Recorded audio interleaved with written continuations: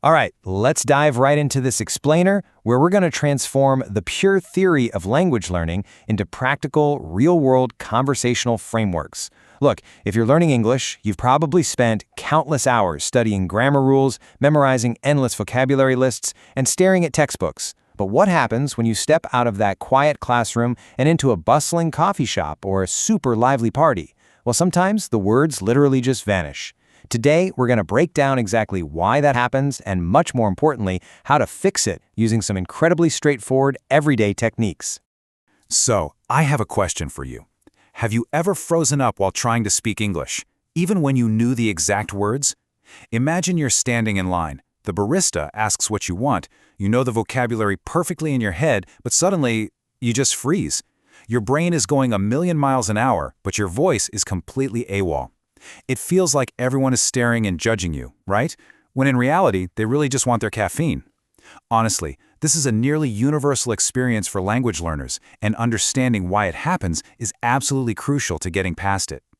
Here's our quick roadmap for today. 1. Overcoming the mute mouth. 2. English is under construction. 3. Simple tools for real talk. 4. The power of politeness. 5. Real-world practice scenarios. And finally 6. Embracing the flow. Okay, starting with section 1, overcoming the mute mouth. Let's dig into the psychology behind why we freeze up in the first place. We call this overwhelming, paralyzing silence the mute mouth. It basically happens when your inner voice acts like the super strict, terrifying teacher from your school days, whispering that if you speak, you're going to make a mistake and everyone will laugh at you. So, what do? You frantically revise your grammar 10 times over in your head, and ultimately, you just stay quiet. You're literally letting the fear of a tiny error keep your mouth on mute. Think of speaking kind of like waiting for a bus.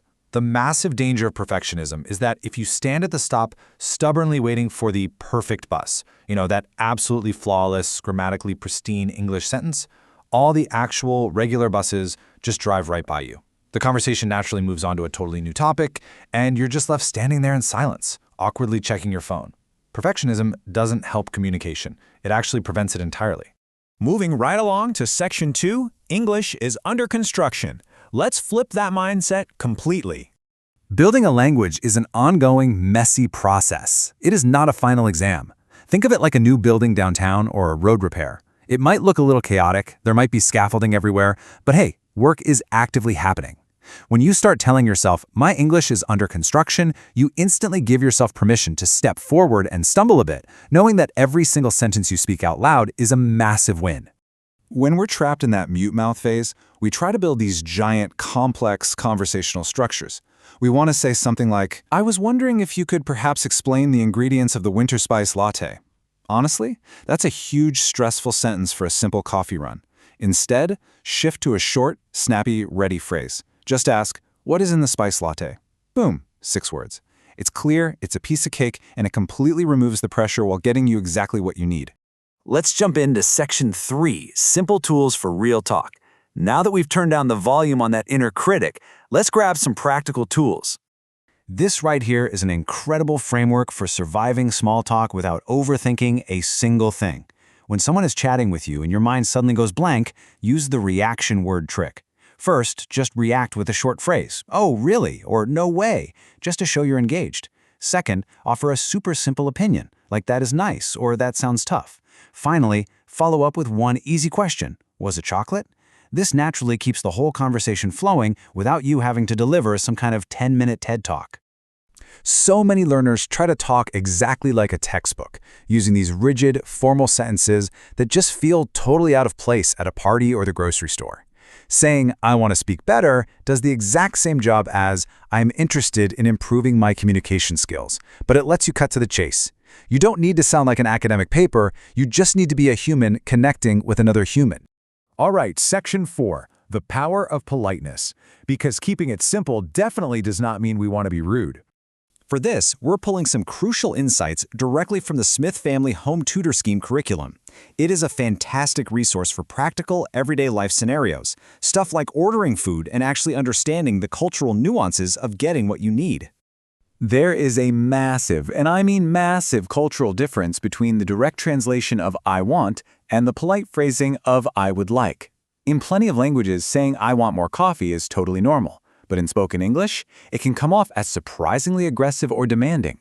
Softening your request with I'd like is a real game changer in how your message lands with native speakers. Add a quick please or thank you to this structure and you're golden. You instantly avoid rubbing anyone the wrong way. Would like, followed by a noun, is absolutely the gold standard for asking for things politely in English. It's just a tiny structural shift. We usually contract it to I'd like, but it carries a huge amount of cultural weight in casual, everyday conversation. Moving to Section 5, Real-World Practice Scenarios. Let's see how all of this actually plays out in the wild, like at a restaurant. Picture this. You're at a restaurant, staring down a massive menu of entrees and desserts. If you organize your vocabulary into basic categories like taste, shape, color, and texture, describing food becomes a total breeze. If you totally blank on the exact name of a dish, no worries. You can just describe it. Saying it's green and crunchy, or it tastes sweet and creamy, gets the point across perfectly, even if you don't have the exact noun in your back pocket. Also, knowing the standard script a waiter will use acts like a conversational map for your brain. It massively reduces your anxiety. If you know that after they hand you the menu, they're going to come back and ask, "Are you ready to order?" and then follow up with, "Would you like anything to drink?" you won't be caught off guard. You can literally prepare your I'd like ready phrases before they even walk up to the table. Now, if you're still feeling nervous about testing this out with strangers, start in safe mode. This is low-pressure practice where your mouth just gets used to making the sounds without any fear of judgment. You can talk to your mirror, you can send random voice notes to a close friend, you can literally talk to the produce in the grocery store. Just mutter, "Okay, I'm grabbing the green apples now." It's all about building muscle memory in a totally relaxed way. And finally, Section 6, Embracing the Flow. Let's wrap up this explainer by kicking that inner critic to the curb. Look, making a mistake, like forgetting the S in he lives or she goes, is incredibly normal. Don't sweat it. Just remember to take your time. You really don't need to be fast. You just need to be understood. If you speak slowly and lean on those short, prepared phrases, you stay entirely in control. Native speakers aren't going to get annoyed if you take a second to find your words. They just want to connect with you. I love this reminder. Perfectionism is like waiting for a perfect bus. It never comes. Letting go of the idea that you have to be flawless is literally the biggest step forward you can take in language learning. Accept that your English is under construction, hop onto that slightly messy, loud, imperfect bus, and just enjoy the ride of the conversation.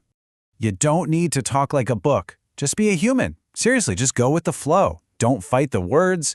Give yourself permission to simply connect with the person right in front of you. Lean on your reaction words, keep it polite with your would likes, and remind yourself that every short, simple sentence is a massive victory. So, I'll leave you with this final thought to chew on today. What is the one simple ready phrase that you're going to build into your toolbox right now? Pick one. Step confidently out of your safe mode and just start talking. Remember, your English is a beautiful work in progress. Thanks so much for hanging out with me for this explainer, and have an awesome time practicing.